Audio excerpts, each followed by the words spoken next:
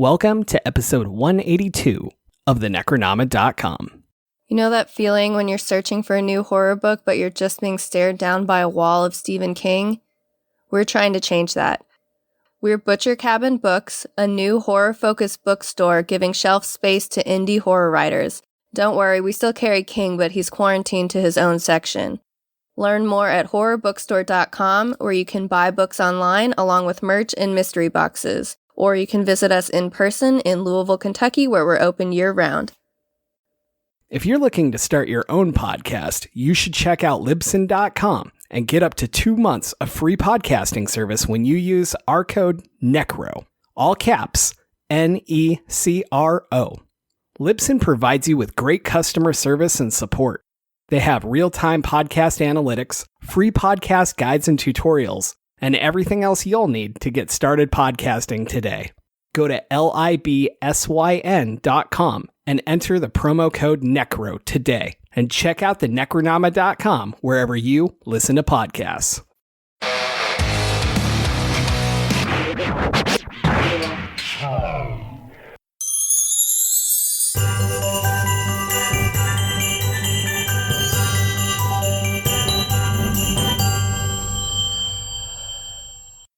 I am James Sabata, horror author, screenwriter, co-host of the podcast you're listening to right now.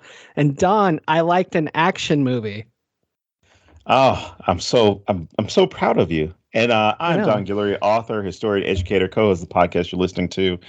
And I don't like Christmas. I don't hate Christmas. I'm not a fan of Christmas. This movie made me a fucking fan of Christmas. This is my new favorite Christmas movie. It goes on the list as part of my annual watching of Christmas/holiday movies. I loved every minute of this, including the after credit scene. Oh, good. I was going to ask if you watched it or not. Dude, I was walking out. With because there weren't that many people in the theater with me because we saw an early showing on Friday. So it was just me and my kid and then like 6 or 7 like high school students who had just gotten out of school because the high school is almost within walking distance of the movie theater. And we're walking out and my kid is sitting there. She's like, Daddy, isn't there going to be something after? I said, no, this isn't a Marvel movie. Like, I was going to say, you made her watch too many Marvel movies and now she thinks that's the way it always is. Oh, no, because I think the last movie we saw, or the previous movie we saw, was Black Panther, and we waited for the one credit scene, and then we knew that there wasn't a second one. But yeah, she's gotten so used to that because of Marvel and Disney movies and whatever. Like, it's all the same. That we'll stay behind, and there's sometimes something there. We start walking.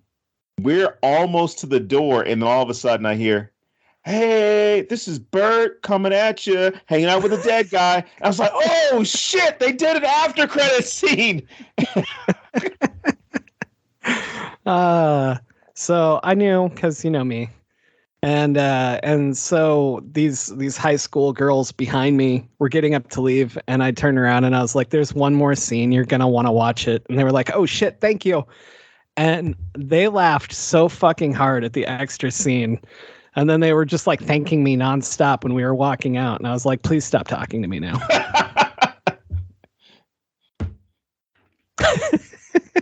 That's kind of how I was even when I was in high school. Like, you know, high school girls would talk to me. I'm like, hi, I don't know. Now it's just it's a different kind of weird. It's like, no, like, go away.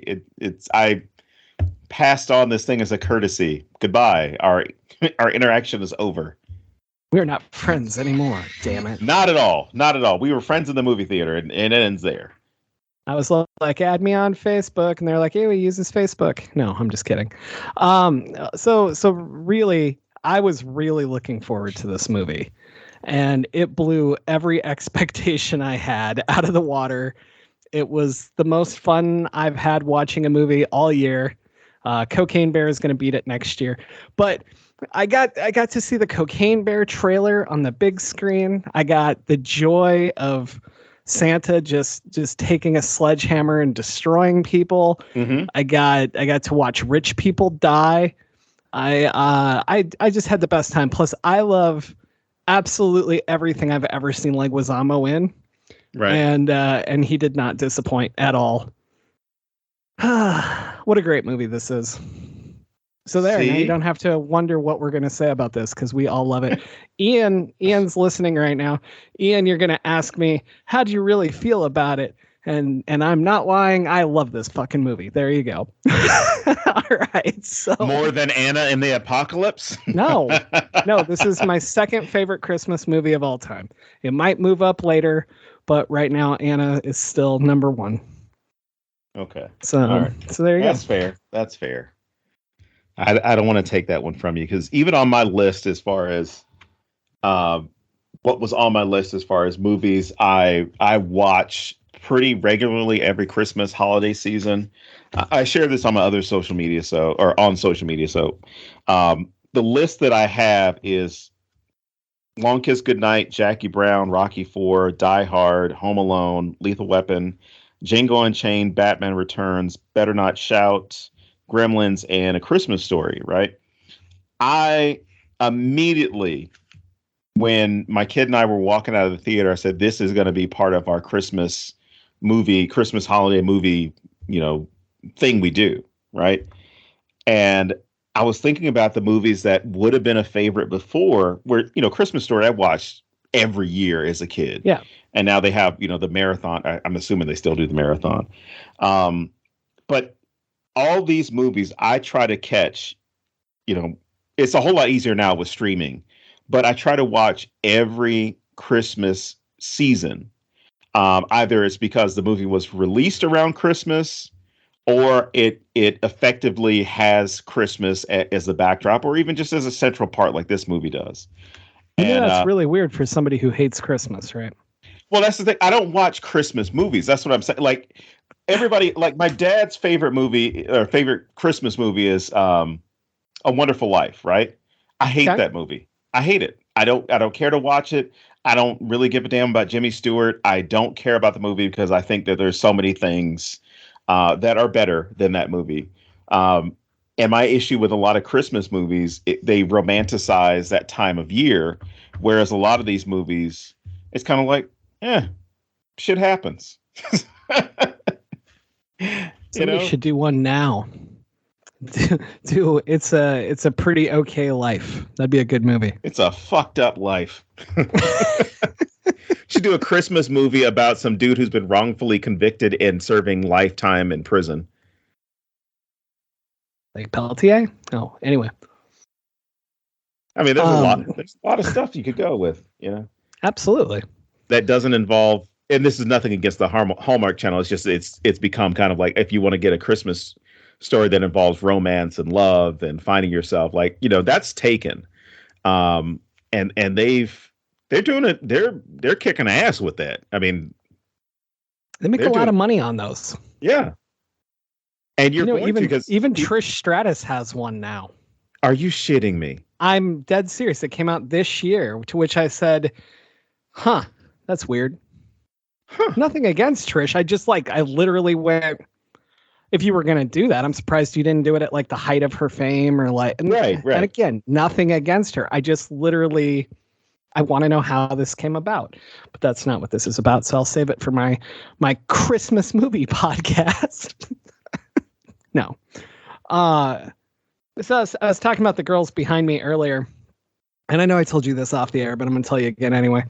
So I read spoilers going in, and I knew Santa's going to puke on the bartender. And I was so excited to see these girls because they had talked through all the trailers. Listening to them watch the Cocaine Bear trailer was like the highlight of my fucking year.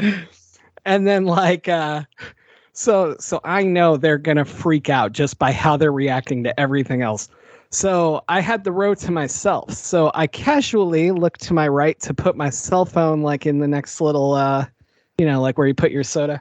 Mm-hmm. And I looked back at them and I just watched them as Santa pukes on the bartender. And oh my God, I wish I could have videoed it because their reaction was so priceless. Imagine if you walked into the wrong movie. Like you didn't see a trailer or a preview for Violent Night. You just simply saw the poster, didn't read it, you just assume like, oh, it's silent night. Oh, they fucked up just completely just out of it. And you walked into this movie and you're like, wow, why are all these Santas drinking in the beginning of the movie? And why is this Santa really belligerent and angry about Christmas? I mean, it's Bristol. That all tracks. Well, you know what? And the thing is, I guess David Harbour's, well, I shouldn't say his character, Santa Claus in the movie, kind of got into what has kind of made me dislike Christmas. If I haven't shared it on here before, I'm going to share it now. I probably have shared it before. But for years, when I was in high school, while I was in college, I worked Christmas holidays. And for me, it was one of those things where I didn't really care about going home to see family, because not that my family situation was bad, but it wasn't one of those things where I was eager to go back and like, oh my God, Mom, Dad, I missed you so much. Kind of like that old Folgers commercial where the kid comes back from college and the little sister wakes up while he's making the coffee. I didn't have that romanticized or that kind of ideal family life to where it's kind of like you're rushing to go back home. My thing was always, I'm staying away. I'm going to do my own thing. So I found myself working Christmases, and it was always a really convenient thing. It's like, oh yeah, I'm working, I'll send you guys a card or a gift or whatever. And I'll come down for like a day, because it would be a 2-hour drive when I was living in Georgia to go see my mom. But I would deal with some of the worst people. Like the joke about like people going to church on Sunday is, you've got all these boomers that are busy, typically boomers, but I'll just pick on evangelicals. You got all these evangelicals on a Sunday morning talking about charity and goodwill and loving God and loving your neighbor. And then they go to their local restaurant and shit on the server, or sexually harass the server.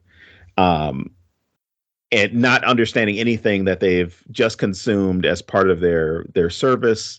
But they see it as their lot in life just to be an asshole to somebody because of the job that they're working. So I would see people, whether it was the movie theater, whether it was retail, no matter what it was. If I was working on Christmas, there were a lot of good moments, but there were a lot of people who was just kind of like, you're here to serve me. This is what I want. You know what? That can't be the last thing. I need to have this. So his whole thing where he's drinking and talking about, oh, Christmas sucks and it's all about greed, greed, greed. Give me more, more, more. The kids don't even give a shit about the presents anymore. They get something and then 5 seconds after they open it, they're asking for something else. And thankfully, at least with my kid, I mean, I don't know what Claudia's done, but she's done some great stuff. I will never take the credit. But I don't have that problem with my kid. I remember having that problem when I was growing up, where it's kind of like, oh yeah, what's next? But thankfully we haven't run into that situation with our kid. Like if she wants one thing, she wants one thing. It's not, I only got, 36 presents this year. Last year I heard 37.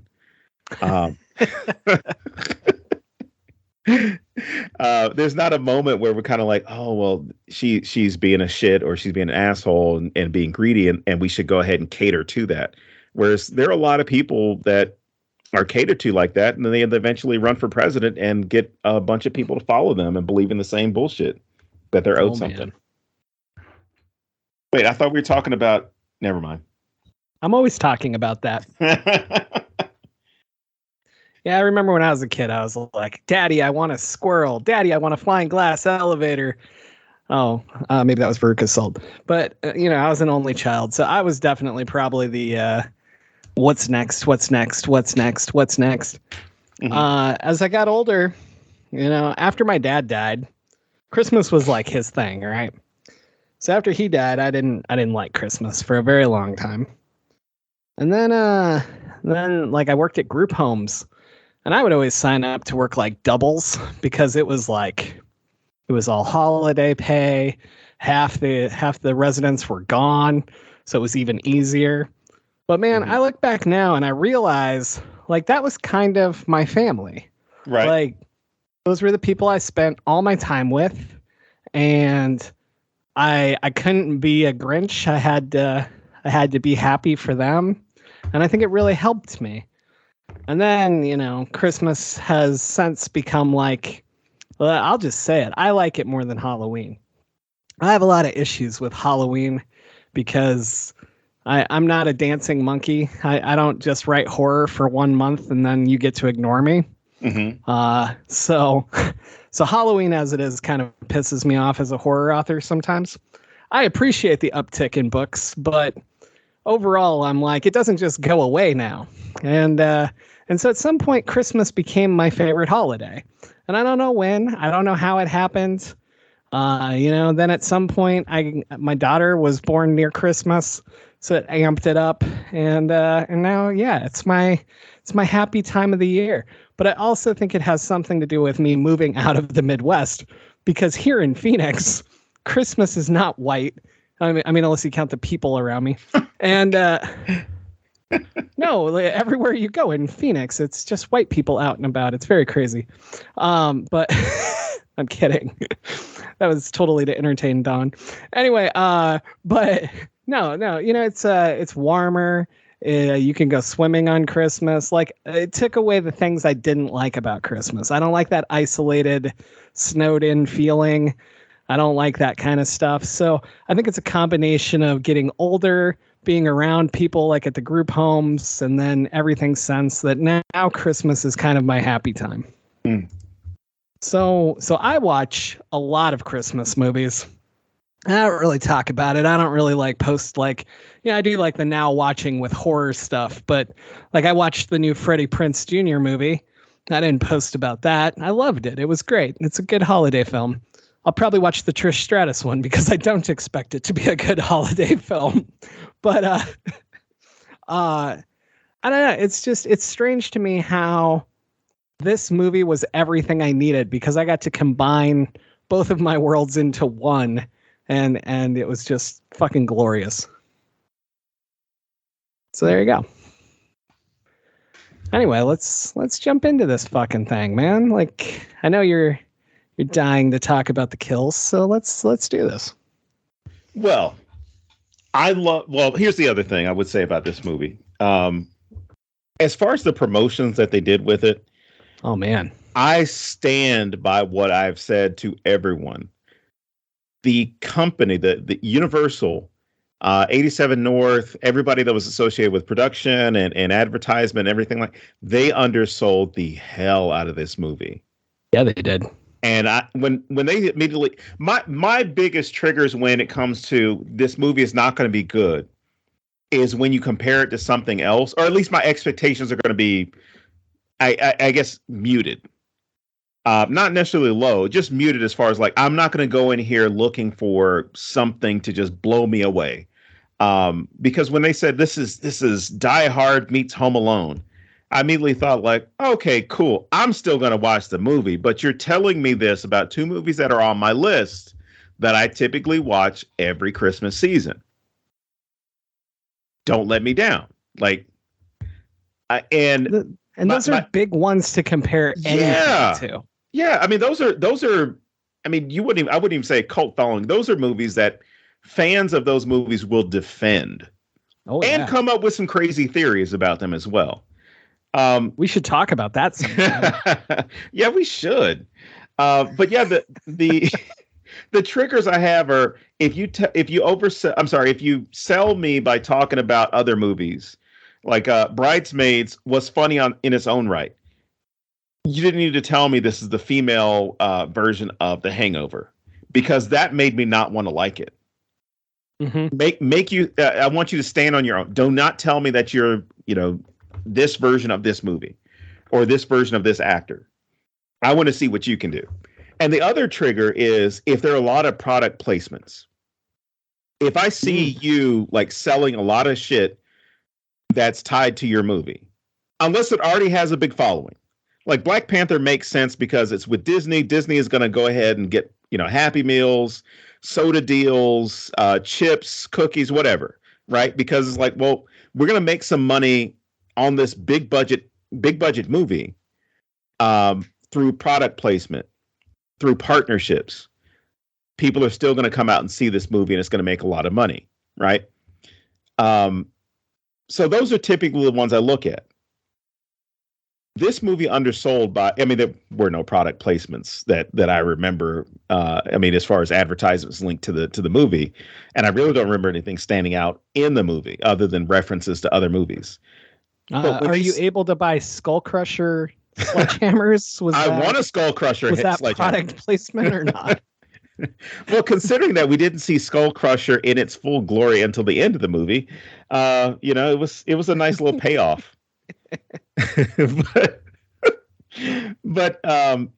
feel as though they undersold this because it's kind of like, hey, here are two movies that people recognize, and it's gonna get some butts in the seats. But we're also letting you know it's gonna be an action movie. It was rated R. There's gonna be some gore in it. There's gonna be some fun. There's gonna be a lot of cursing. There's gonna be, all the stuff that you want for a typically good action movie, where it's like, we don't really give a shit about having the strongest plot in the world, right? To where there are any of these twists and turns and these secret reveals toward the end of the movie. It's kind of like, it's very straightforward. Home invasion, Santa Claus is the hero. And just by that, that was enough to sell me on it. And when I saw the movie, again, in its full glory, this is better than Home Alone. This is better than, because I'll add Lethal Weapon to this as well. But this is better than Die Hard, better than Lethal Weapon. This is a movie that I will never not have included in my Christmas viewing from this point forward. Like, it is automatically. I'm really impressed. Like I know how much you love Die Hard, so I'm like, whoa, that's fucking amazing. And Lethal Weapon, for that matter, despite somebody who's in the movie, like those are my standards. When I look at them, like, holy shit, great story, great everything that's going on. But yeah, starting this movie off by showing you a pissed off, surly, drunk Santa Claus. I love that you're already seeing how he's got to the point where he's like, fuck Christmas. I hate this holiday. I love that it's not like a different day. It's not like the 23rd and he doesn't want to do it tomorrow. It's like, I need a break already. Right. Well, not even that. He even says, oh, where are you working? He's like, I'm on a break right now. Yep. Oh my God. But yeah, the whole bar scene, because, I should say pub scene, but the whole pub scene where, it's a Santa, a mall Santa or a photo booth Santa that comes in, and he's still like loving Christmas. You get to see that dichotomy of somebody who's burnt out of with Christmas, and you get somebody who's doing a few years, but he even says, like, I love seeing the look on those kids' faces. I love seeing them smile. I love taking the pictures with them. Like, it's great. And then you see the real Santa Claus that's not revealed as the real Santa Claus until like 2 minutes into the movie. He's just like, yeah, right. They're happy, and then they get what they want, and then they're all little shits. And we've all had those moments where we're just kind of pissed off with our job, or we're upset about, I don't know, not being taken for granted and not being appreciated. And that's kind of where he is with this. It's like, this isn't even what I imagine this would be. What this would be with all these years of doing it. Cause I think he said 1,100 years he's been Santa Claus. You imagine that he would have gotten burned out in the 20th century. Like, he was already having it. Could you imagine like Santa Claus in the height of like the Cabbage Patch, the Cabbage Patch fights that people would get engaged in, like how angry he must be watching that take place, or the Tickle Me Elmos of, hey, I've got an extra one. I'm going to sell it for $1,500 if you want to buy it for your kid. It doesn't do anything special other than laugh and shake a little bit. But I mean, Elmo you got tickled. Gosh. Yeah, but you've got the greed from the parents as well. So it's not just, I got to get this for my kid, but you also have people who are going to take advantage of other people who want to have those gifts for their kids so they can make them smile. But then you complicate it even further because you're talking about you need material goods to make someone happy. And it's great that you get to see how Santa Claus becomes a complete Marxist at this moment. It's like all they want is stuff. They're never happy. It used to be about doing something for your fellow man, and now it's just Sorry, go ahead. And I agree with all of that. I was totally with him. I was like, fuck yes.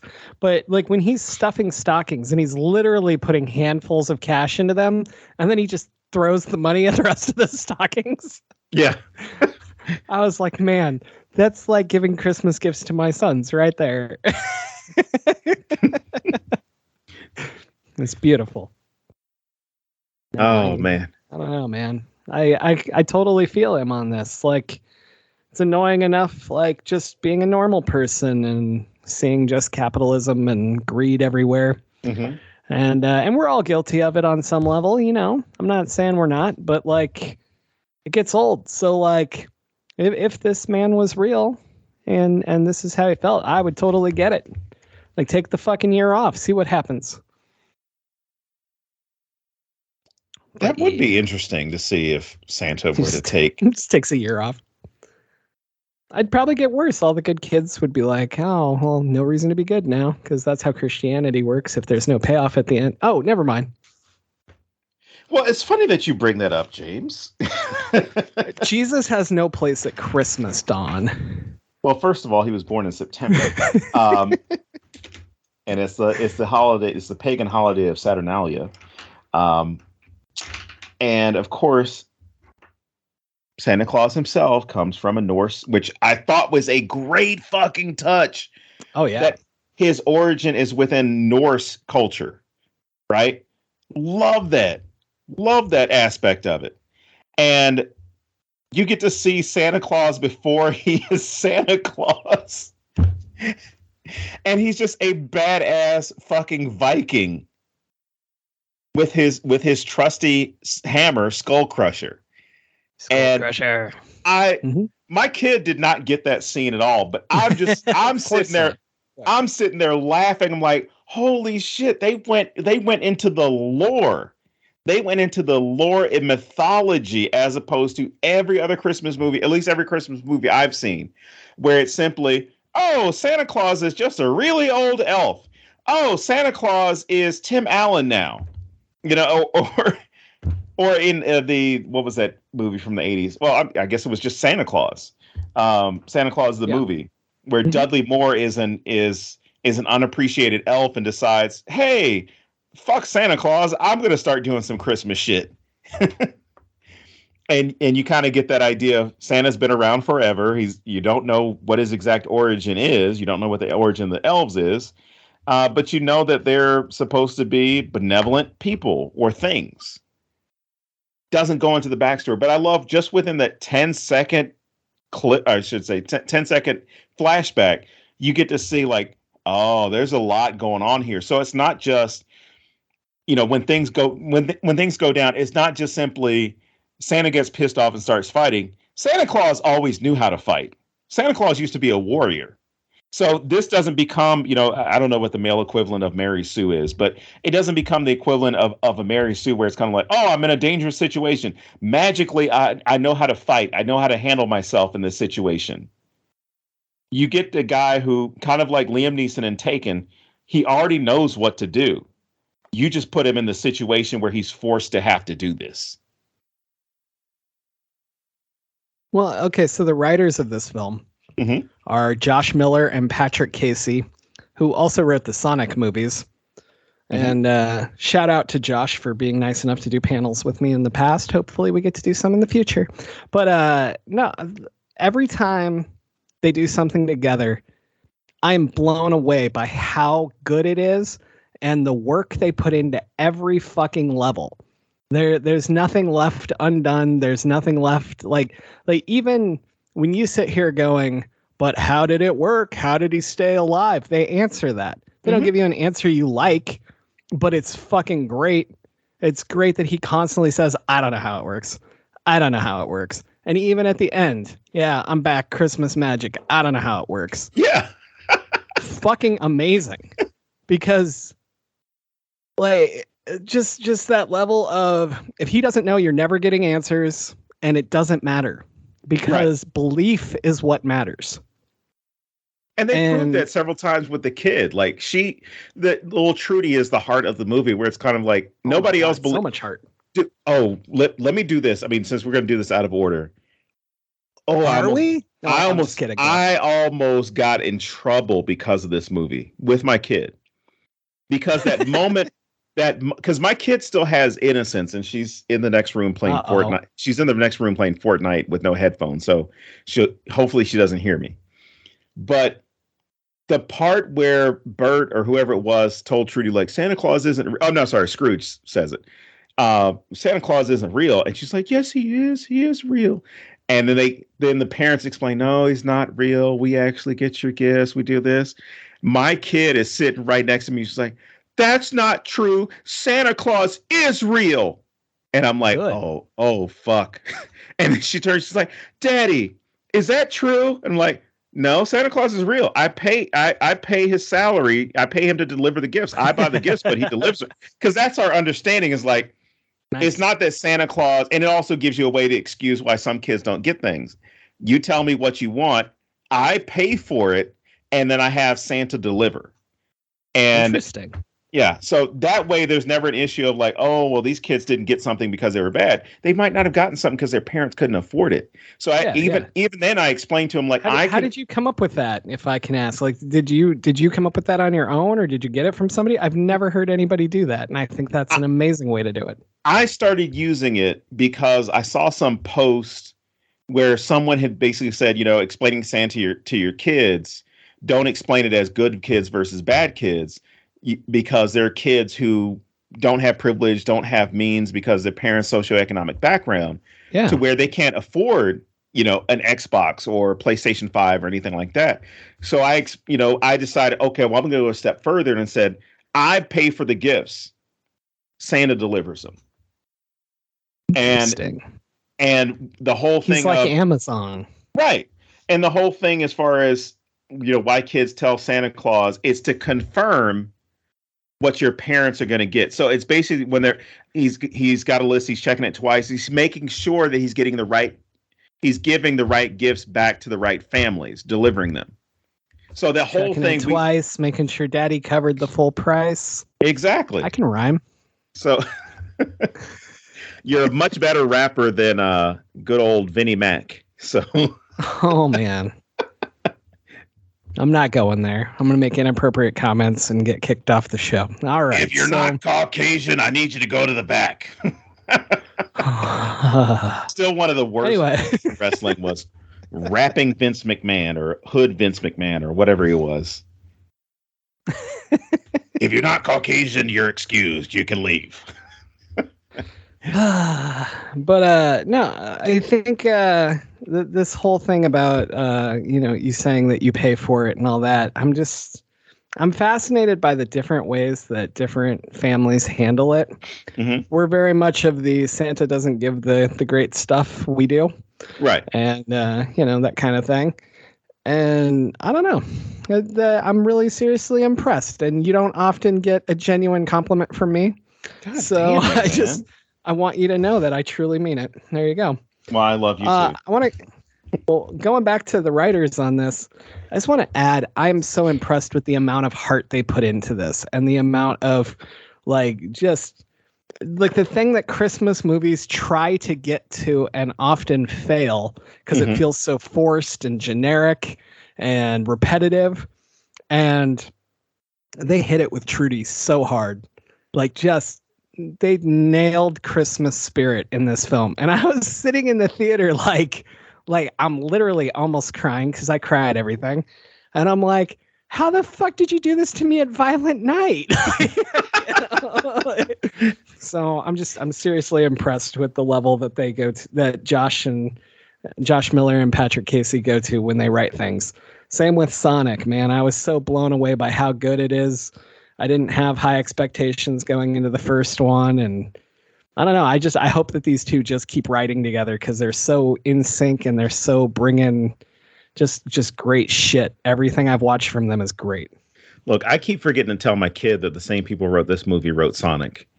You should. Because it's the same thing. I went into that movie with I shouldn't even say low expectations. I went in with no expectations when it came to the movie. Both movies were outstanding. Yeah.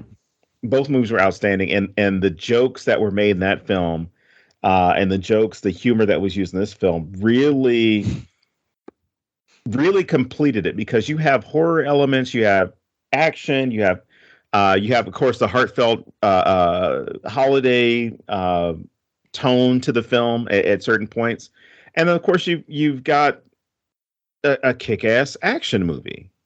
So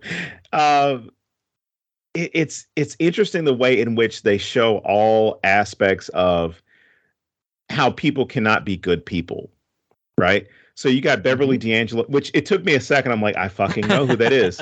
They got Beverly D'Angelo's character, who's Gertrude Lightstone. Gertrude Lightstone. Yes. And immediately, I didn't like her because I'm like, my daughter immediately saw the house, and her reaction was, why they're going to a mansion? Like, why are they? And then she saw the inside of it, and she's like, wow, they have a lot of, and I'm sitting there like, eat the rich, eat. And so when you first see her, you get this understanding of, this is somebody who manipulates everybody around her, because she has the wealth, she has the privilege, has political connections. And of course, you think that she's having a phone conversation with like a caterer, and she's basically cursing out a senator and saying like, oh, well, you do this. And all I could think of is, all the nudniks that are out there with money, enough money to where they can buy, I don't know, apps and social media accounts. Or like social media companies. Like $44 billion just to be a crybaby. Yeah. Yeah. Just an example. I just made that up, but yeah. I mean, why spend $44 billion when you've got all these weird nerds that are going to defend you anyway? And if you defend billionaires, you're a weirdo. There's no way of getting around it. But immediately I'm like, I want her to die. I something bad needs to happen to her. And that's the only gripe I have with this movie, is that nothing bad happened to the grandma. Now, it didn't need to, because you think about how bad it would hurt Trudy. Because, she has this unconditional love for her grandmother. The grandmother is just kind of just a rich asshole is what she is. But you see how the siblings, Jason and Edie, they're arguing with each other about positioning. Like, oh, mama's going to announce who's going to take over the company for her. And the really only pure characters that you had were Linda and Trudy. So the mom, or the ex-wife, and the mother of Gertrude. Because she says, like, I don't want your money. I don't want to deal with your family and their meddling, and I want to do all this stuff. I'm doing this for my daughter. I'm doing this for us. Because it's too much. And you can kind of see how she met her limit of, your family is trying to have too much control over us, having too much impact into what we're doing with our lives. And Jason's only thought is, spoiler alert, well, fuck it. I'll just steal $300 million from my mom that she stole from the government in order to get the fuck out of here. And then we can have this wonderful life because we'll have all this money. And it demonstrates that he doesn't know anything about the woman that he's spent, or at least married and had a kid with. Doesn't know anything about her, because she's clearly saying, I don't need the money. I don't want that money. I want to have a family. I want us to live it. Like, even the kids, her Christmas wish is, I want my parents to get back together. So you see, even with her, she's not like, oh, I need this, I want this, I want this. You see that moment of what's important to her, as opposed to what is a material good that is going to make me happy for, 5 minutes, an hour, maybe a day. And then of course there's Edie, and then her boy toy. What was his name? Magnum Steel or something? It was Morgan Steel. I was going to say, it sounded like a porn actor name, but I love the fact that they gave him the nickname Tragic Mike. Because I love everything about him. You're seeing how everybody, when they're around wealth and power, at least in this, except for, of course, Linda and Trudy. You saw everybody who's in this room where this money, this wealth, and this power being wielded out, they are all trying to have access to it to the point where they're arguing about where they're going to stand in the room so that when grandma finally is off the phone, if her mom is finally off the phone, she's going to talk to me first. Or she's going to bring that up. When you said they were positioning themselves, I was like, they were physically, literally positioning themselves. And I thought that was such a great touch. But yeah, continue. Oh, no, I was going to say, you see this with politics. You see this with wealth and in moments of privilege. You see this like in jobs where somebody's like, oh, the chancellor or the CEO or whatever, the governor is coming by. And you see how people will scramble and it's like, well, I need to be closest to the door or I want to be able to be the first one to shake their hand. And not saying I was never this person, but the person I am right now, I'm like, I don't give a shit. Like, I don't care. Like, if we come into each other's contact, yeah, I'll shake your hand, I'll talk to you. But I'm not going to move heaven and earth in this room to accommodate somebody who already is being accommodated in every possible way. Plus, I'm not an ass kisser. Like, I'll be genuine with somebody, but I'm not going to be like, well, let me stand 2 feet in front of my brother so that when my mom sees me, she's going to think about me and then think about giving me the money. Oh, I'm going to keep having this sexual relationship with this, as she's been described, as this drunk Edie. I'm going to keep having the sexual relationship because I have movies that I want to get funded. His pitch deck was hilarious to me. Oh, too. I was like, who made this for you? You paid them too much. Look, you were the first person I thought of, and I was like, James is going to see this pitch deck and like tear it apart as soon as he sees it. As soon as he sees it, it's like, what the fuck is that? This is one of those moments where I'm like, God damn it, why couldn't we see this movie together at the same time? You call that a pitch deck? What the fuck? I literally laughed. PowerPoint. You popped it up and I started laughing, and I don't think anyone else in the theater knew why. They were like, what's wrong with that guy? He's a screenwriter. He gets it. I love that character though. What's his name? Morgan? He's like one of my favorite characters in the film. Like, I love how he, like, literally how he moves, and everything about him is just so great. But there's something about the way he's always like jittery and like jumping all over the place, and like he's high on cocaine, man. He doesn't even look like a bear. That's ridiculous. But so yes, he's too lean to be a bear. He's more of a seal, or possibly I'm getting into too much of the nomenclature. He had a beard and probably some body hair, but he doesn't really look like a bear. Anyway, so otter. It's an otter. That's what it was, not a seal. An otter. Oh, you were talking about the animal. I see. Yes. So anyway, but Santa, on the other hand, you know what? Let's drop that. So, I don't know where the fuck I was going with this. I've distracted myself with my terrible jokes. Morgan and his wife, right? Anyway, like those two, I would have loved to see even more in this. Like, he was pretty much on the level of, in Ready or Not, the guy that's in the bathroom, like watching YouTube videos on how to use a crossbow. Right. Like, he was that fucking entertaining to me. Also, on that note, I couldn't get over TikTok boy. I kept expecting him to go be a Nazi kid jacking off in the other room, like in Dead Deer. Nights Out. Yeah. But no, I love these families. And normally a movie like this, I'm like, man, this runtime's crazy. And I was like, I actually want way more of the family. They're so insane. I love it. Well, you bring up the runtime. I got in the truck when we were driving home, and I looked at the clock and like, there's no way that movie was 2 hours. I mean, roughly 2 hours, right? Because there was not a moment where I'm like, oh crap, I got to go or I was just so into it that I didn't have to go to the bathroom, because I downed the popcorn and the soda, and I was good until the end of the movie. But I was really surprised that it was, I guess, an hour and 50 minutes, but roughly 2 hours. You know, I wasn't expecting that long. And I was like, oh no, why is this runtime so long? before I saw it. And then when it was done, I was like, oh shit, that was fast. So it's Christmas magic. I don't know how it works. Cut if we were crazy. Exactly. Man, that was great. Good work. You're just getting tons of compliments from me today. Thank the edibles. So I'm just going to start claiming the show is brought to you by... Anyway. I don't know, man. I went into this and I was literally like, okay, well, it's a bunch of rich people being robbed. How am I going to care about these people? Exactly. And wow. Yeah.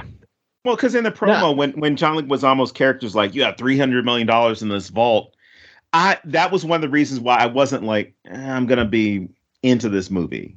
I mean, because I'm never going to feel bad for wealthy people being robbed in a movie. Especially literally hoarding wealth. Yes.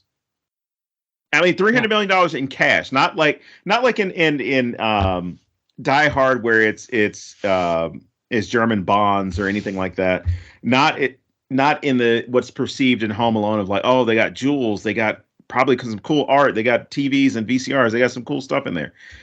It's actually just cash. It's $300 million in cash that the federal government gave to Lightstone to give to warlords in the Middle East as a payoff. And she basically said, fuck it, and kept the money. Like, she should be in jail. Fuck that. I'm amazed that the warlords didn't come have her killed. Well, James, you got to understand, that's not how it works. That's not how it works. What happens is they do some other shit, somebody else gets killed, and then it turns into, why are these people angry? They hate us for our freedom. And, then they blow up a market in Tel Aviv or Karachi, Pakistan or something. Because they're gonna hit stuff that's close to them. They're not gonna come all the way. Which that would be a cool sequel. Like the warlords come back because their Christmas wish is to kill Lightstone. So Santa reaches in the bag and pulls out like some random terrorist from North Africa or the Middle East or Asia, or all three. How great would it have been if he would have hidden Trudy in the bag at some point? Oh my God! Well, remember he doesn't know how the Christmas magic works, so it's true. Maybe the bag is for pulling stuff out. I had a terrible reaction when they burned the bag. When he threw it into the fireplace, I was so into this movie. I was like, oh, like I felt really dumb in the moment, but like, oh, you're not alone. You're not alone. It's rare for a movie to like really get me that hooked and into it, like, oh man. Plus I just love Jim. He's great. No, but it was the same thing. Like when he threw the bag in there, or when the bag was thrown in, and his reaction. Now, I wasn't going to go as far as his reaction with this, but his reaction I felt, because it wasn't like, oh, that's my bag, that's Santa's sack, and anything like that, right? His reaction was, those are children's dreams. Yep. And I was like, fuck. Because so good. And I didn't think about Christmas in that sense as far as you just think like, oh, it's presents, it's things that kids want. But the fact that he said those are children's dreams, it's not a material thing. And it's also really good characterization because as worn out as he is and as exhausted as he is, he's still doing it for the right reasons the whole way. And he still believes. And that's something that gets lost in a lot of Christmas movies. As I said, I watch too many of them. We always do the people have to believe in Santa for the sleigh to go or whatever. Right. And it's so rare to watch Santa have to believe as well. And I don't even know if it was purposeful. It might have just flowed with the story. But that was a moment for me where I was like, oh, wow, I haven't seen that very often. That's really cool. We used to do social commentary on this show, but on Violent Night, it's just about how fucking great this movie is. No, but here's the thing. You can say that. We're still doing social commentary because... No. I mean, I'm ribbing you here, but it's still social commentary because you have to think about what cultural meaning that has, right? Because even at one point, he identifies himself when he's asked like, who are you? And he gives his name in every language that he knows, or every language that has an association with Santa Claus, right? So you see that it's bigger than him. It's about this worldwide connection culturally to this, to where Santa Claus is a heavily recognizable figure. No matter what name you give him, whether it's Papa Noel or Kris Kringle or Saint Nick or anything like that, um, you see that it even goes beyond Trudy. Like, there are all these kids that he knows, and I mean it even more than just his list. Which, by the way, the list was a fucking awesome touch. Oh yeah, it is. Oh, the way they would pull it out, and he would, because this is a cool action movie thing, right? Where in Die Hard, Bruce Willis's character John McClane, he's trying to count how many guys are there, right? How many German terrorists are there? Santa Claus simply pulls out his scroll. It's like, oh, I got 6 more to go. And then when the other guys, the kill squad shows up, right? He pulls it out. It's like, shit. It's like, God damn it. Like, how many more of these motherfuckers are there? Because he sees like another list with like 20 more people, and he's already just, again, he's tired. He's beaten down just from the few people he's already had to deal with.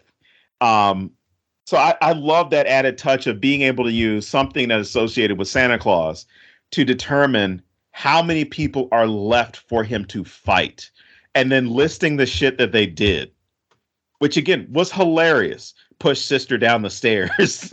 Yeah. Said a curse word, called grandma a curse word. So I'm trying to watch this, and I can't wait to see it when it comes out on digital. Because I want to pause on that list. I'm sure if you get a physical copy, there's going to be another feature on there that talks about, here are all the things that each person on the list did.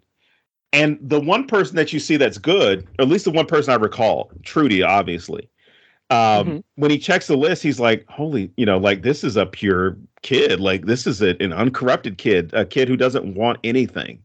She loves puppies, and she loves this, she loves that. Despite the situation, which I feel as though this is one of those moments where the mom had so much more to do with building that child's character than the dad did. Because you see how the mom is not concerned with material. She's an engineer, even when Edie is like, oh, you fucking gold digger. And she's like, a gold digger? I have my own career. I'm an engineer. And then they make fun of her for being an engineer, which again was a good sticking point when you're talking about wealth and you're talking about class. This is somebody, at least from the indications from Linda's character, she worked her way to that situation as far as her career. Nothing was handed to her. She got the grades. She did the work. She did the internships. She got the credit she deserved and got rewarded for what she had done. Whereas it's obvious that Jason, because of who his family is, probably got whatever position he got in life. And the same thing with Edie. Edie doesn't have to work, and nor does it even look like she works. It's a thing of I'm still living off the teat, and I'm going to be fine no matter what. And then of course they're raising Bert, which Bert is or Bertrude. Which I thought that was another cool thing. In order to compete, you're like, well, let's name our kid after my mom. We'll name him Bertrude. It's also that his mom is like, well, you named her Gertrude because of mom. Like, it's going to fly back at you here. Why is that where you're going? And then he's like, you named your kid Bertrude. What are you talking about? Like, I keep calling her Edie because it's her real name, but Alva is the sister's name. But yeah, it's her characters, Edie Patterson's characters, whether it was this film, Knives Out, oh my God, I just saw her in something else, or even Principles and a couple other productions that she was in. She plays her characters so well to where you honestly hate them, think that they're insane.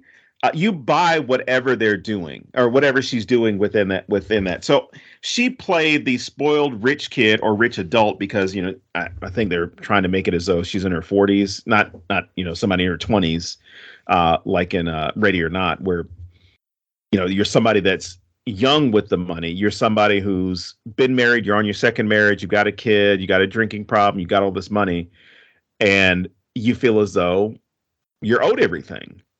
But again, that seems like that's the case for both of these kids, whether we're talking about Jason or Alva, because of the situation they've been raised in. Everything they equate to worth or freedom is tied to money. Whereas, again, Linda doesn't seem to present that. Trudy is still young and innocent enough to where she doesn't project that as well. But Bert, I mean, there's no telling how long he's felt this way. He's been this kind of vapid, self-absorbed kid. So again, he's out there just trying to make his own way, man. Yeah, with YouTube and TikTok and Twitch or whatever the hell else he was using. He's going to be one of those losers with a podcast. I know, right? He's going to have a microphone and say something like "females today," or say something about this isn't top Jeef behavior, or I need a Bugatti, or anything like that. Oh my! Or use the word or the term free speech over and over again and not know what the fuck it means. Well, you don't have to know what words mean if you just say them a lot. That's true. Like apartheid. Oh boy. Anyway. Fucking hate that guy. I hope he gets his nuts stuck in a nutcracker. Which, you know what? If he did, all of his weird nerd followers would say, like, you don't understand. See, Elon is thinking like 3 steps ahead. So if he were able to test the tensillary strength of the nutcracker, he's letting us know where the limit is when it comes to stomping our own nuts inside of a nutcracker. Stupid liberals, you guys don't get that. I could already see it. I do have one major complaint with this, but go ahead, finish. What's your complaint? We never really come back to what's the main dude's name? Jason? Yeah, we never come back to his finger. You get your finger smashed, that should come up a couple times, I don't know. Yeah, but there's so much going on though.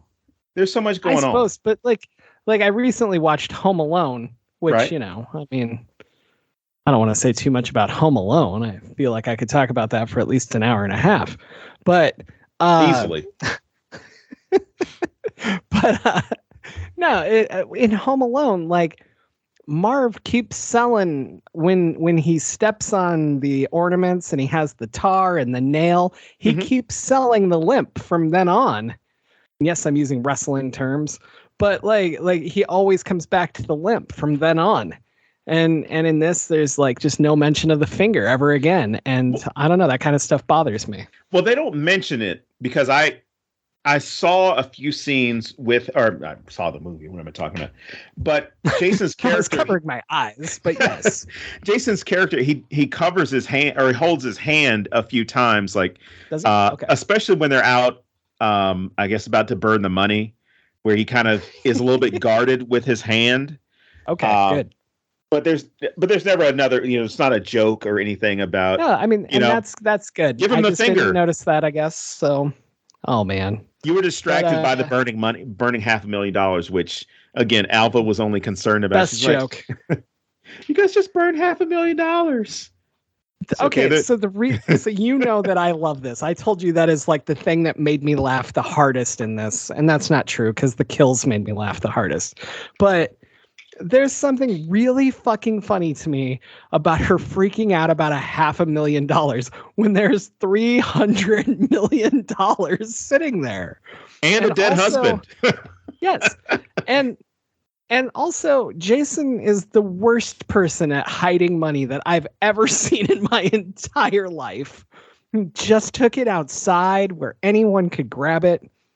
I mean, he hid it under hay bales or straw. In the manger scene. He It's kind tried. of unbelievable, though. I mean, there's so many cameras on this property. Like, Oh, most definitely. come on, man. I mean, that's the real suspension of disbelief. Never mind Santa puking on a bartender or whatever else. the real suspension of disbelief is that Jason could do this, and by himself, because he does not seem like he could do this by himself at all. You know, here's what I think possibly happened with that. He got some of the staff that were at the house and just asked them to, I don't know, move the bags over there and use them as part of the decorations. Or, you know, he's like, hey, Mom, I'm going to set up the decorations for the house. Because it doesn't seem as though she's always there. I mean, he picked the right time to go to the house to where he wasn't going to be disturbed, to where he could move that much money without, I guess, alarming anybody. Plus he's the son. So who's going to question him if he shows up to the house and moves something out of the safe? And there's enough security that even if you knew it was there, you'd know you can't get away with it. Right. Like if you're anybody else, I mean. Right. Like Al can't do it. How great would it have been if Al lived and like the end is just Al running with like one of the bags? I would have been down with that. I would have I loved never that. working Christmas Eve again, motherfuckers. You know? I know. Not only working Christmas Eve, but then you get killed on Christmas Eve. Yeah. Poor Al. I liked Al a lot. But I did like how that. I mean, there are a lot of references to Home Alone and Die Hard. So I love the aspect that you bring in Al. Now, some other cool stuff. I mean, we're going to eventually get to the kills, but I love the setup of. I mean, this is a very cut and dry premise. There's some bad guys that are going to go rob a safe. You know, it's a home invasion movie. And the way they structure this, it's so quickly drawing you in. It's not this drawn out thing where you see them planning it out. You don't see, you know, what they're trying to do or what they're trying to accomplish and saying like, well, I think if we're going to go in, we got to make sure, because we know that the safe is in this room. You're going to cut the security. You're going to cut the phone lines. You don't get any of that. It's just boom right in your face where John Leguizamo shows up, claims that his car has been broken down or has broken down and needs help. And as soon as Al goes for the phone, boom, shoots him in the head. And then all the other people that are working inside start killing everybody else that just happens to be working there. Which also sucks because you can imagine like you're setting all this stuff up for Christmas, bartending, putting up decorations, whatever it is, this rich family, and you think, okay, this might be my chance to make some money for my family, and you don't go home because you happen to be in the wrong place at the wrong time because some rich lady stole money from the government and decided to keep it in her house because she felt as though she deserved to keep that money. And here you are, you kids don't have a Christmas. So, I mean, that would be this, that's kind of the sad thing. Like the family makes it out. So it sucks for everybody else. But even the code names, I love the aspect that they stick with that. So the code names that these characters go by are all Christmas related. So you have John Leguizamo, who is going to be Scrooge, or Mr. Scrooge, I should say. You got Krampus, Gingerbread, Candy Cane, Sugar Plum, Frosty, Sugar Plum, because I guess there were two of them, because there was one with an M. Sugar Plum and Sugar Plumb. Tinsel, and I think that was it. But I love how you even had these people kind of match the character with the name. Because it's just funny. You know, Krampus is Mr. Scrooge's right-hand man. And then everybody else, they're going to be the minions and doing what they need to do to get this money. But yeah, the kills, because we're gonna talk for like 2 hours before we get to any of the kills. All right.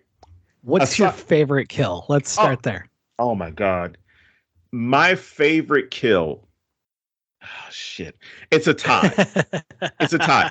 My favorite kills. One is that big fight scene where Santa is fighting the mercenaries that have shown up that had been under the employ of Mrs. Lightstone that she thought were her people. So when he's just beating the shit out of everybody there with a sledgehammer, and then the one guy behind the computer is still trying to sense like who's in the building, and then he's like, "Oh fuck!" and Santa Claus comes out and kills him.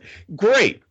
The other one would definitely be the final one because I've never seen anyone killed that way in a movie. I haven't seen it in person either. But Jimmy's death. Yes, the chimney death. So the part where John Leguizamo's character and it was Mr. Scrooge and Santa Claus are fighting, which again is perfect that you have Scrooge fighting Santa Claus. Yeah. It would have been better if he had been Krampus and it was Krampus and Santa Claus. I think that would have been the only way it would have been better. But the fact that they're fighting, and he immediately said, after he's like about to get his butt kicked by John Leguizamo, he remembers magic and scratches his nose because there's a chimney right next to them, flies up into the chimney, and he comes out, and John Leguizamo's body is damn near in the shape of a present.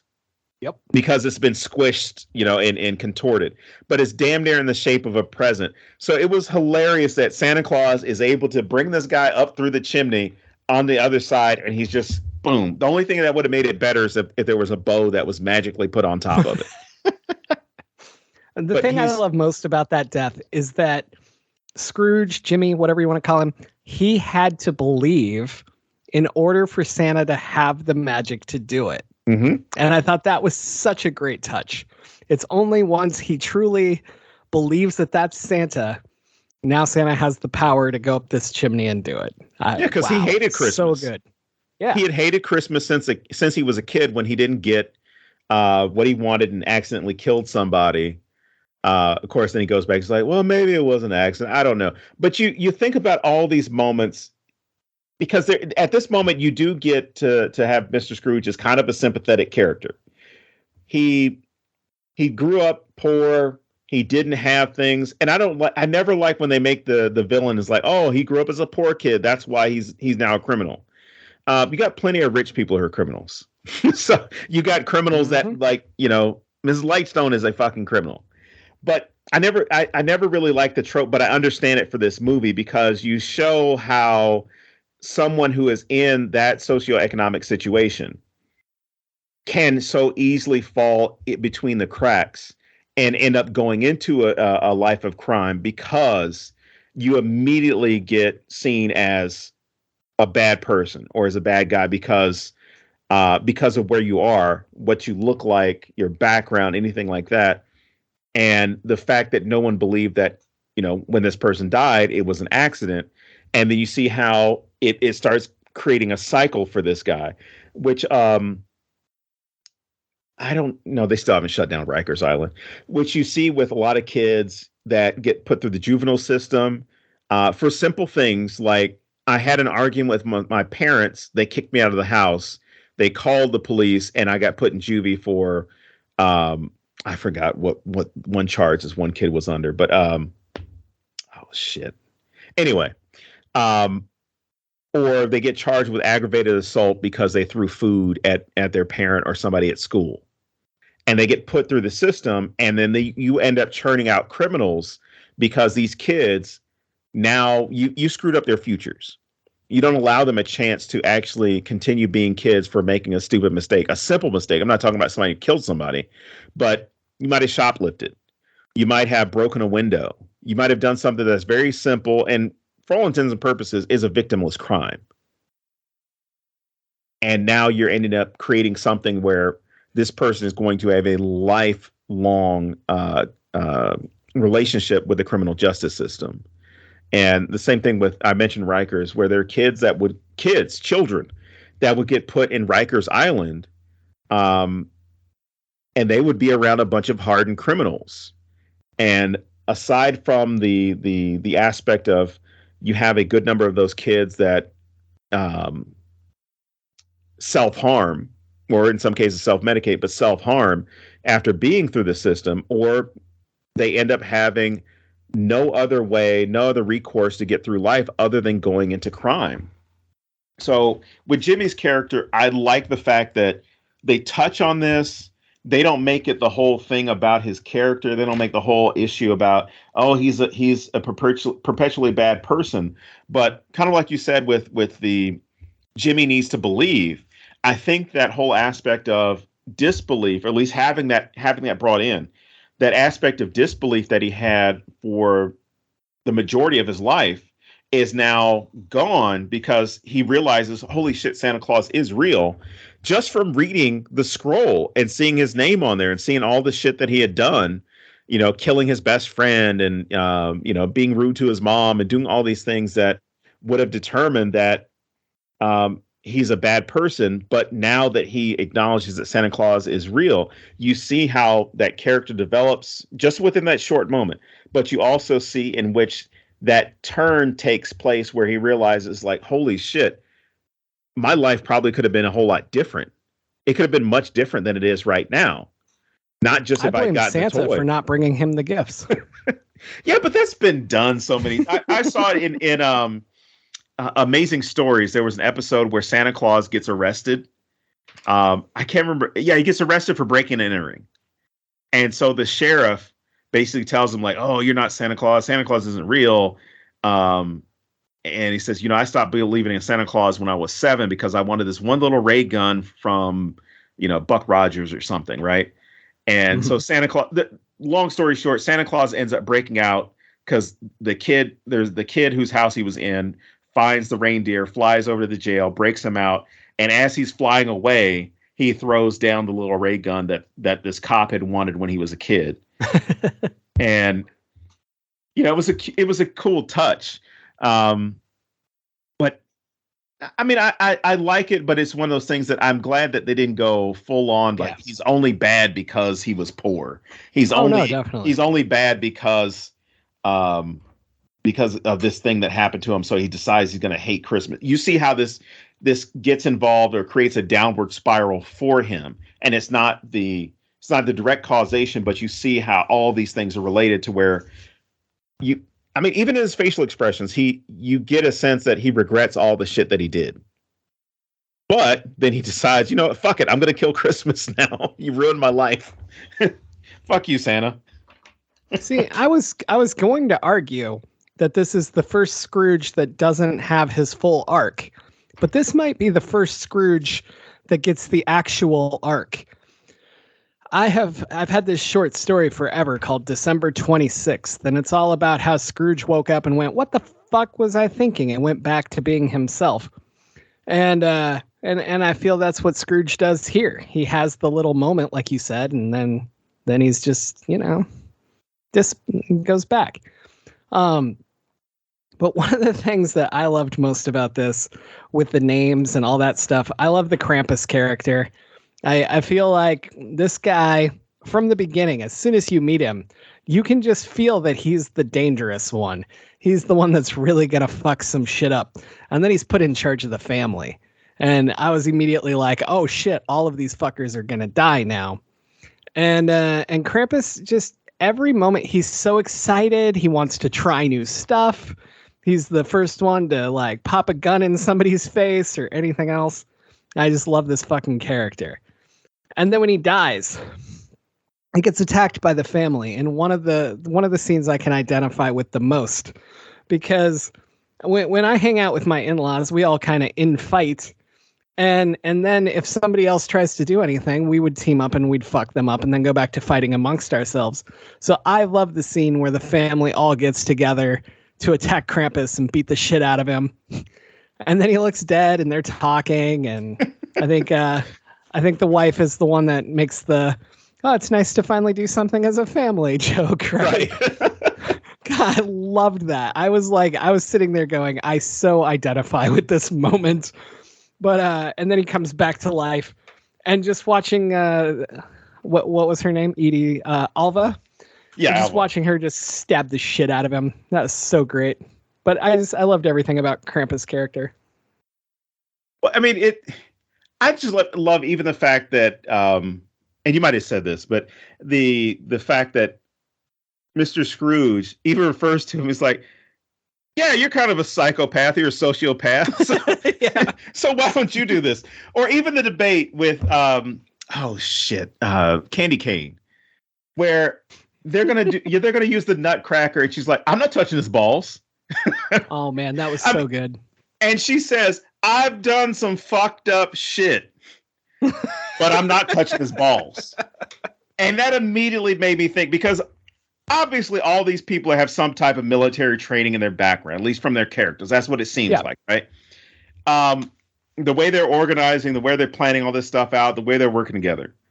And it reminded me of people who've been in the military, and they will immediately tell you like, yeah, I've seen some fucked up shit, but if my cat throws up, that's I'll start throwing up. And you're like, you saw somebody get blown up. Well, yeah, yeah. His finger landed on your uniform. Yeah, but that's not the same thing. That's not the same thing. Make my necklace out of ears, but no cat puke. Oh God, don't get me started on the Vietnam era and Korea era nonsense. Yeah, sure, I put this Viet Cong's ears on a necklace and wore them, but black people going to school with my daughter? I don't think so. Sorry, Jesus. Boomers, I got to pick on you. I thought the Nutcracker was great because you get the finger smash, and that's where you think it's going to end. Like we've seen that in a ton of movies, people smashing fingers to get what they want or make somebody talk or whatever. Or cutting them off. But then you go to that next level. And they go far enough with it that it seems like it could happen, although you're pretty sure it won't, And then she refuses, like you said, which is so great. But the look on Krampus's face when he's like, I'll do it. Yeah. Oh, my God. He's so great. You know who he reminds me of? John Silver from AEW. That's all I saw when he was doing, because that energy and that whole thing of like, I'm going to deliver something that should be serious in a comedic way. You're talking about smashing a man's testicles in a 4-foot tall Nutcracker. That's not normal. Yeah, most people use a 6-inch Nutcracker. That's not normal to be gleeful about it. Like, I'm going to do this. Yeah. Bring those nuts over here, buddy. I don't feel like he's trying to impress anybody either. It's not like he's trying to get Lake Leguizamo to notice him or like him. Like, this guy just wants to do it just to do it. It's beautiful. He is straight up a sadist. I mean, he wants to do it like so bad. Like, this is, I don't know, if this were a different movie, a much darker movie, we would see the smashing that would have taken place. Which then again, I would have to explain a lot to my child at that moment by seeing someone's nuts squished. Which it would be funny for her. It wouldn't be funny for me. Why does the kill squad take so long to get there? Like, they're in on it. Why aren't they there sooner? Like, what's all the buildup? What's all the... I don't know. That's kind of weird. Why didn't they just show up from the beginning so the family would be like, ha, ha, ha, and then, Well, it's for us as the audience, though. And they have the key. Now, those of us... I'm just saying it's not a very good plan. But those of us who are assholes and watch this, ruin it for our kids as they're watching it. And I say, I bet you the Army guys are in on it. She's like, what? So I bet you the Army guys are in on it. She's like, why? It's like, because I've seen this movie too many times. I've seen this scenario too many times in movies. And she's like, what do you mean? It's like, they're the bad guys. They're bad guys too. You bring them in, it's going to be way too easy. Unless you kill all of them off as far as like, oh yeah, we put, kind of like Game of Thrones, that season, I guess it wasn't the finale. It was one of the last episodes, but where they have this big bad army that's going to show up, and we think we're as viewers, we're going to get this great battle that takes place, and then Daenerys just comes in with a dragon and burns everybody, and then you're like, I wanted to see something take place. So I could see this as a setup of if you're used to action movies, you're used to horror, you're used to that type of stuff. You might also think maybe these guys are going to get destroyed. Like they're going to be riding in on their snowmobiles, and John Leguizamo is going to deliver a line of like, yeah, tinsel. You did put the explosives on the perimeter, right? Yeah, of course. All right. And then you see him, push a button and they all die. But I mean, it's definitely service for the audience because it makes you question, are they in it or not? Because in Die Hard 2, you kind of have the same situation where you see the ruse play out which, I would even say this. The Colonel doesn't interact with Lightstone's character until he has to use the skeleton key. Because up to that point, I'm sorry, not the skeleton, when they discovered that there's no money. Because then it's kind of like, you fucked us. Where's the money? Mm-hmm. As opposed to, hey, by the way, I've got the key. I can go in there and take all this stuff out. I don't know. I mean, I think it's more about the fans. I'm sorry, the fans. It's more, well, shit, we're fans now. It's about the fans and it's about the audience of like trying to make us think that these guys are going to come in and what's going to happen to them, or are these guys in on it as well? And we get the satisfaction of understanding that these guys are in on it as well. And now Santa has more people he has to fight, especially when he pulls out that list and he starts looking and saying like, shit. Yep. I think from a story point of view, I would have preferred the blowing them up as they're coming in, like they were never a threat to him. Mm-hmm. From a fan of this film, the way they all go out is so much better. So I'm fine with the choice they made. I just like making fun of what a terrible plan it is. You should have the guy with the key to the safe show up right away so that you didn't have to do all this other shit. But or at least have a backup plan to slaughter him once he arrives if you got in without him. Right. But I never actually answered what my favorite kill was. Oh yeah, you didn't. And of course I love the entire battle in the little building and him slaughtering all of the kill squad. But I love Morgan's death. We know it's coming. We know it's going to happen. And it's still so good. And it's so over the top and ridiculous how he acts and running out there and, it's about time you got here. And just the way he moves. Like, I just love this fucking character so much. And the whole time you're just sitting there going, there it is. And what a satisfying kill. It's so and the thing is, he's good whether he lives or dies. You know what I mean? Yeah. It's not a moment where you're kind of like, oh yeah, we really need to have him make it to the end of the movie. You get the family making it to the end of the movie because it's to ensure that Trudy's protected, right? Because Trudy would be really upset of like, oh, my grandma, my aunt, my cousin, my dad all got killed, and Santa Claus got killed, right? Whereas everybody ends up making it except for Morgan and everybody who's working in the house. So there's not a moment where Trudy has this moment where she's connected to anybody who perished. Yeah. It's, we saved Christmas. We saved Santa Claus. Trudy doesn't care about that, dude. No, not at all. But what's also awesome about Morgan's character, I started laughing. Again, my kid didn't get half the stuff I was laughing at because of, life experience and age. Of course. But when he's saying like, I tell you what, if it had been me, those planes wouldn't have crashed on 9/11. I would have taken them out just like this and done this. And I'm sitting there like, all right, calm down there, Mark Wahlberg.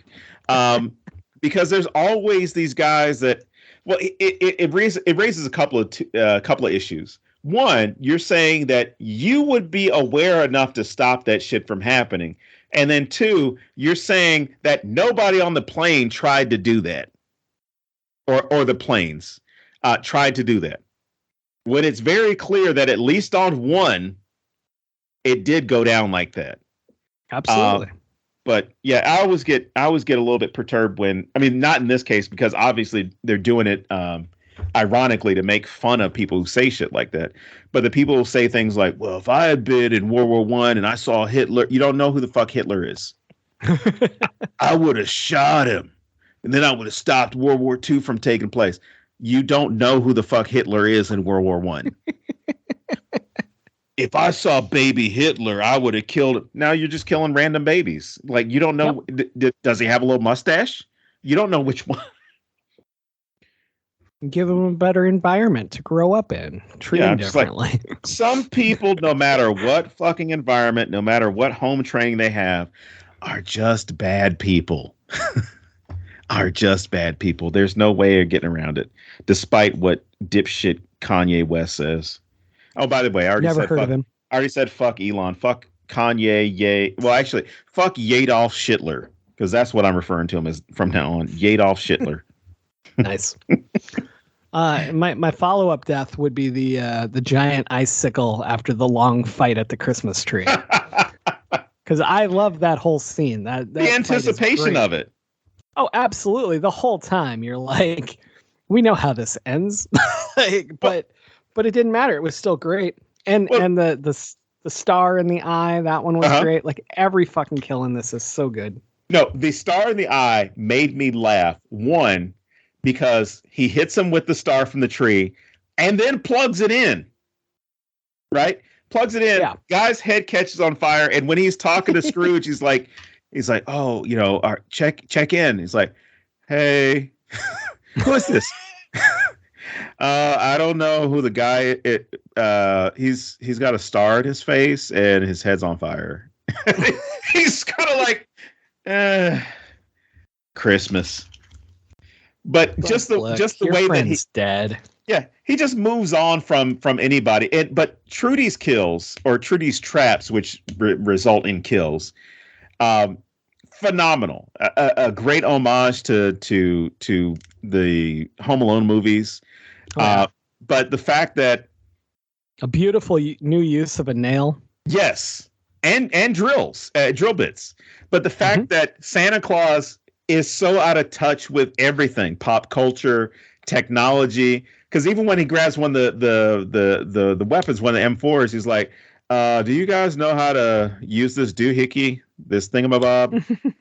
No idea what, because I kept thinking, I'm like, well, he's going to use a gun sooner or later. I mean, he's Santa Claus. I mean, you got all these guns hanging around. And I love the fact that he never picked up a gun other than to hand it to somebody else because he didn't know what to do with it. But when Trudy's, which again was a cool touch to have this moment with Trudy and her parents, where the dad gives her a walkie-talkie and says, oh, yeah, you can talk to Santa Claus. He might not hear you. You might not be able to hear him, but he should be able to hear you because he's busy. Right. So that becomes her moment where she can actually talk to Santa Claus. And when they're having that conversation and, talking about her family and talking about Mrs. Claus and families and stuff, like, I thought that was so cute to throw in. But then when he tells her, he's like, oh, make sure you hide. She's like, I'll do Home Alone. And he's like, what is that? Yeah. Okay. Do Home Alone. Just do Home Alone. And that then because she now has Santa's seal of approval, she now takes the initiative to start making her own traps, which was great because the first guy, they have the nail on the steps, right? And we're all expecting, okay, well, he's going to step on the nail. Yeah. The nail is so obvious, which is great. The nail is so obvious. It's you're expecting it, but then the I can't remember which one got killed with that one, Gingerbread or whoever it was. He walks up the steps, sees the nail, he's like, and doesn't see the broken step, which he then goes through, and now you've got this nail through his mouth. Outstanding visual, yeah. Outstanding execution, no pun intended. And then of course, Candy Cane is like, fuck it, I'm going up the stairs, crawls up there, and then gets pelted with, well, she misses a couple of bowling balls, but she then gets hit a few times with the bowling balls, and then it, of course, causes him to fall onto the drill bits and nails, which was, again, a great thing. Mm-hmm. Absolutely. Great thing. I thought it was great. Also, when he takes the nail to the chin, he's screaming, and I was like, "See, that's also a Home Alone callback because the constant screaming." Mm-hmm. But no, I like all of that, and I love that. I don't know time wise, but overall, it's doable. Trudy could do this. Like there's some shit in Home Alone where you're like, "There's no way Kevin could have done this." But not with all the time he wasted during that day. Trudy's is actually like really funny though. Like using the skis to make a ramp is so smart. I love that. Like, I don't know. I really enjoyed her stuff. And then I like how the guy who takes the nail to the face, I like how he makes fun of it. Yeah. Like he's seen Home Alone. He knows what she's doing. And he's like, you gotta hide the nail. What are you doing? Like, and then haha, she hid the broken step, asshole. I don't know. I thought that was just a really fun way to give Trudy some agency while also, giving us some awesome kills. I don't necessarily like how he has to position the nail to kill himself, but I'll forgive it because the rest is so good. James, it's Christmas magic. I don't know how it works, man. Oh, boy. And I'm out of here. Goodbye. Oh. Let's talk about Trudy. Yes. Trudy is very interesting to me. She doesn't have that. There's so many movies where the parents are divorced, the kids like beaten down and just why do I have to do this? Right. Why do you guys do this? Or just totally ignored, and she's not that either. And I really liked the stuff they did with Trudy. I like how she goes to this and she takes the benefits of being there, but she also doesn't seem like she cares. Like she'd be just as happy in an apartment with nothing that's at this fancy place, or, like, I don't know. I really like how they balance Trudy better than most children are in movies, but she still feels very believable. I never once think anything is forced with Trudy. Yes, go ahead. No, I was going to say, because her concern is, I want my mommy and daddy back together. Yep. And again, pure of heart, she sees her grandma, wants to give her a hug, and that's about which again gives us a strange moment with the grandmother because, oh, Gertrude, you're so great. Oh, I missed you. And then I guess the parents then make a comment like, oh, we call her Trudy.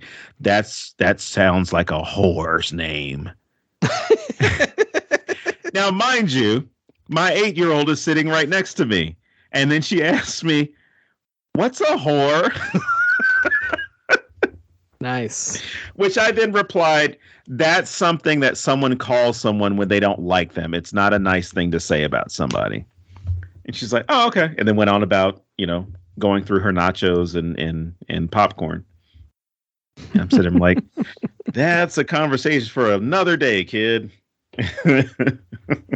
Exactly. But no, just you point out the purity of her where it's there's no focus on herself as far as like what I want, what I need, or sorry, what I want and what you need to give me. It's I want something for somebody else. I want my parents to get back together. Of course, it's going to help me, but my parents love each other. I want them to be happy, which is, it's a great wish to have for somebody. Now, I don't know if they ever do get back. I mean, they're getting back together for Christmas, definitely. But I don't see Linda as somebody who's like, yeah, I'm going to fucking stay with Jason. I see her as like, I'm getting the fuck away from your family. I'm taking one of these duffel bags with me, but I'm getting the fuck away from your family. Like, I kind of feel like it's implied they get together, but I don't really understand why. I don't understand what Jason's bringing to this, aside from money, which she doesn't care about. I think Jason legitimately cares for his daughter. I think he probably even legitimately loves his wife or ex-wife or wherever they are. I feel like she's outgrown him. I feel like his best bet to get together would be I stole the money, so let's use it for good. Like, Right. what can we donate? What kind of museum can we build? Something like that maybe would help. But I still don't feel like he's bringing enough emotional availability or anything other than money. And that's fine. It's an action movie. Like, we usually don't need more than she's got great boobs and he's 30 years older than her. So it's fine. It works out. But good old 1980s from a story movies. point of view, I would just like them to have given him a little more to prove why they should be together. Right. But I'll accept it. It's fine. It probably ended up being kind of similar to a Hallmark movie of like, oh, we're going to do what's best for our child. We're going to be together. We'll live together or whatever, but we're going to raise our kid together. We won't get back together, but we're going to do it for her. Exactly. Maybe if Al had lived, he could have grabbed that duffel bag, won the girl, taken Jason's woman. Good for Al. Al could have had such a much better ending. Oh, but no, like the most is so like what's the wife's name? Linda. I think I'd know that. And I thought you should. I mean, come on. But anyway, so like when she has the gun pointed at her and he saves her, like if that was reversed, maybe that would give her more of a reason to be like, oh, this is why I have to save him. This is like in this moment, I'm so scared of losing him, something like that. I don't know. Just writing thoughts, I guess. Look, I don't know about you. I mean, I don't have too many more notes left, but I want a sequel or a prequel to this movie because there's that 10 seconds that we get of Santa Claus's background and the fact that, he even tells Trudy at one point, he's like, oh, I wasn't always Santa Claus. But that moment where he gets, he's stitching himself up, he takes off the coat, he takes off the vest, takes off the shirt, and then you see all these Norse tattoos on him. Mm-hmm. I loved that scene because without, I mean, of course you get the flashback as well, but without that, you don't get an understanding as to why Santa Claus can kick some ass. With that included, now you got the mythology that goes into Santa Claus, which we talked about earlier. But now you really understand without much having to be said, without much having to be hit you over the head with it, where you kind of like, holy shit, Santa has been through some stuff. And it now makes it makes you want to see like, oh, what was Santa Claus like before? I want a full movie of that, of what leads him up to that point where he becomes Santa Claus. And I don't mean like a Tim Allen type movie or whatever else is out there with, the creation of Santa Claus, but just the idea of what deal, did he make a deal with, did he save Krampus's life? Something like that, because you're still dealing within the same world of mythology, of not just Norse mythology, but, continental European mythology with respect to, Germanic nations, with Celtic mythology. It would be great to see that. Well, even like just the story arc of how he went from that to renouncing violence. Mm-hmm. And then there's all the talk about Mrs. Claus and how he just wants to see her one more time and all that stuff. I feel like there's a lot that could go into the prequel about how becoming Santa saved his wife or something like that, And if there was a prequel, then maybe I could have more Al, so that'd be all right. And but no, I'd love a sequel. I would love to see, like, not even necessarily the same thing. It wouldn't even have to be Santa slaughtering a whole group. I mean, it could be. That could be fun, but I'd like to see where else you could go with movies. We had 3 Taken movies. We've had 7 Die Hard movies, something like that. 6 or 7 of them. True. There's the opportunity, and we're talking about stuff from the late 80s and the 90s, right?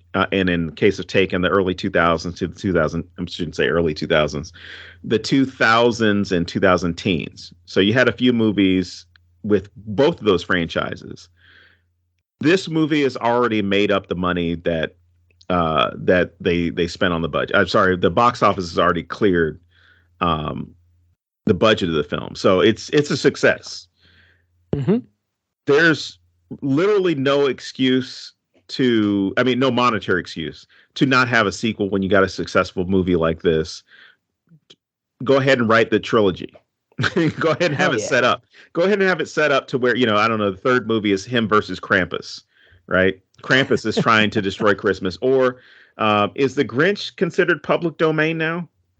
I know there's Winnie the Grinch Pooh movie is coming out. Well, and that's what I was referencing. Like, you could have this fight between the two. You can call it The Mean One, which is the name of the film, but you can't use the name The Grinch. Okay. There's a lot. The other thing I just wanted to add is my favorite line in the whole movie is when Leguizamo says, "Christmas dies tonight." God damn it. I was just like, are you serious? Did you just do that? And I'm like howling with laughter over here at this line, and no one else in the theater is responding. And I'm like, fuck you all. Like, that was waiting for Michael Myers to come out of the shadows. It's like, no, it doesn't. So maybe Freddy would come because, the bag is full of children's dreams. So Freddy versus Santa. Don't do this to me. Anyway, I suppose we should move to movie Rex because, Well, I will say this. You mentioned Mrs. Claus. Oh, yeah. And that's one of the other reasons I want to see who Mrs. Claus is. Like, who would play? Because me being me, with the connections within pop culture and the jokes and the fandoms and the shipping and everything that goes on, I would have loved if Mrs. Claus had come back with the reindeer and it was Winona Ryder. Like, that would have been great, because then everybody who's a Stranger Things fan would be like, holy shit, oh my God, this is, or it was or maybe even David Harbour's real wife, who's Lily Allen. Like, that would have been great. Like, she comes in and you find out that she was also a warrior, which, by the way, my Viking nerds, the ones who, talk about traditional gender roles and whatever, women were warriors. I shouldn't pick on the Viking nerds because they know that. No, that's actually what leads to mine, because I want it to be Lucy Lawless. Ooh. For obvious fucking reasons, but I don't care because it's still funny to me. So there you go. Yeah, just whenever somebody brings up traditional gender roles, I'm like, according to what traditions? What are you talking about? No, I would just love to see a Mrs. Claus that isn't the Mrs. Claus that we all know.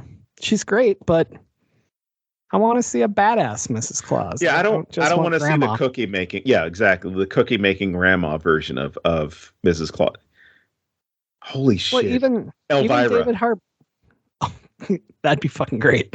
But even David Harbour, like, he's not a typical Santa. He's like a younger Santa looking like looks wise, not he's like 400 years old or whatever, but like he's not the stereotypical old man Santa. Right. Which would have still totally worked, but this is way more fun.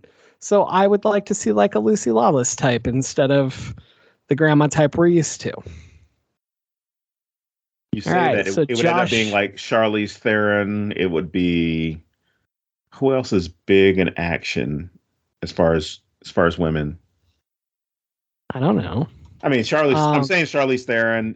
There's Jennifer Lawrence. Is it Lawrence? Jennifer Lawrence? Linda Hamilton. I mean, it would have been great. You know what? You could have probably taken Linda Hamilton in this role. Nothing against Beverly D'Angelo, but from watching them over the years, they basically have the same mannerisms. They have the same presentation. Like, I could easily see. In fact, Beverly D'Angelo's character in this movie is very close to the way that Linda Hamilton played Sarah Connor in the last Terminator movie, like just surly, pissed off, angry at the world, rightfully so. Whereas Beverly D'Angelo's character in this film, she doesn't have a reason to be pissed off at the world. She has everything. She's Gertrude Lightstone. Yep. She has her own private mercenaries. You know, she has an interesting part of her story arc because she clearly still carries this chip on her shoulder about how women can't do things. Mm-hmm. And that has always been like her driving force. And yeah, she's a bad person, obviously, but she gets the kill. She makes the save. And that's such agency for her and really fits her story arc. And I thought that was really cool to throw in, but also to not perseverate on. Right. I just thought it was a nice touch. What I'm saying is Josh Miller and Patrick Casey are amazing writers. I don't know if I've mentioned that yet. 100%. But all right, let's do the movie Rex. All right, James. We don't have a guest, so you go first this time. But you always do your double feature. I mean, what if I say what's on your double feature? Then I'll just still say it. It'll be fine. I don't have one. I mean, obviously there's one, but I'm going to leave you that one.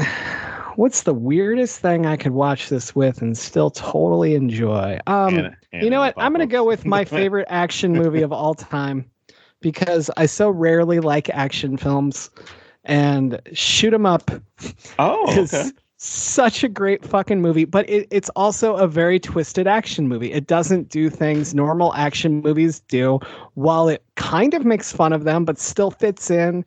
And it's got a lot of themes of keeping a child safe. And so I'm going to go Shoot 'Em Up with this. I think that would be a lot of fun to watch these two together. And that's the one with Clive Owen, right? Yes. Okay, yeah. The carrot, using the carrot to shoot the gun was hilarious. Yes. I will never, I've forgotten so many things about that movie, but I will never forget the whole, they broke all my fucking fingers. I'm going to use a carrot to shoot the gun now. Right. Ben David Grabinski wrote that, and he is from my hometown. There you go. Wait, when we cover that, he's got to come on. All right. So what are your three movies? All right. So we mentioned on the podcast, we mentioned Ready or Not and Knives Out, which I would definitely pair with these. Secret Santa, which we had covered before, would be another cool one. Better Watch Out. Krampus, which we've talked about. Bad Santa, because of the way that, Santa obviously has conducted himself. But these other ones, bear with me. I'm not going to mention Die Hard, not going to mention Home Alone, because, again, it was part of the production. Or Lethal Weapon.